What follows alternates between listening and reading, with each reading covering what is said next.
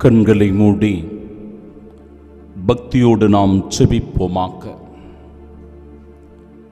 என்றும் வாழும் எல்லாம் வல்ல இறைவா, கலாச்சாரங்கள், நாகரிக பண்பாடுகள் எல்லாம் மாறிக்கொண்டிருக்கிற இந்த காலகட்டத்தில் மனிதன் பாவம் செய்வதற்கான சூழ்நிலைகளும் அவன் தவறி பாவத்தில் விழுவதற்கான சோதனைகளும் அதிகமாக நடந்தேறிக் கொண்டிருக்கிறது. தெய்வ பயமும் உம்மீது கொள்ளுகிற நம்பிக்கையும் மட்டுமே இப்பேற்பட்ட தீமைகளிலிருந்து, பாவ செயல்களிலிருந்து, சாத்தானின் பிடியிலிருந்து எங்களை காப்பாற்ற முடியும்.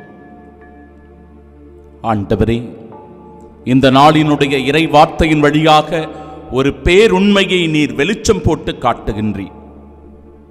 நாங்களும் எங்கள் வாழ்க்கையில் அப்படிப்பட்ட தவறுகளில் விழுந்து கிடக்கிறோம் என்றால், அந்த தீமையின் பக்கமாக எங்களுடைய கால்கள் பயணிக்கிறது என்றால், எங்கள் குடும்பத்திற்கும் மனைவி, கணவன், பிள்ளைகளுக்கும் துரோகம் இழைத்துக் கொண்டிருக்கிறோம் என்றால், அந்த பாதையை மாற்றி தூய்மையான பாதையில் பயணிக்க மனமாற்றத்தை தந்திருளும்படியாக ஆண்டவரே உம்மிடத்திலே உருக்கத்தோடு மன்றாடுகிறோம்.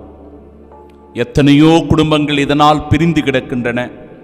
எத்தனையோ குடும்பங்கள் இந்த பிரச்சனைகளினால் ஒவ்வொரு நாளும் துன்பங்களை அனுபவித்துக் கொண்டிருக்கின்றன. இப்பேற்பட்ட தவறான இச்சையான செயல்களினால் பல குடும்பங்களிலே இன்றைக்கு குழப்பங்கள் நீடித்துக் கொண்டிருக்கிறது. அன்பு தெய்வமே, இப்படிப்பட்ட பிரச்சனைகளில் இருக்கிற எல்லா குடும்பங்களையும் உம் திருப்பாதம் ஒப்புக் கொடுக்கிறேன். ஆண்டவரே, மனமிறங்கி மனமாற்றத்தை தாரும். நல்லதொரு குடும்ப வாழ்க்கை வாழ்வதன் வழியாக உமக்கு நாங்கள் இந்த மண்ணுலகில் சாட்சிகளாய் இருக்கிறோம் என்பதை உணரச் செய்தருளும். ஆமீன்.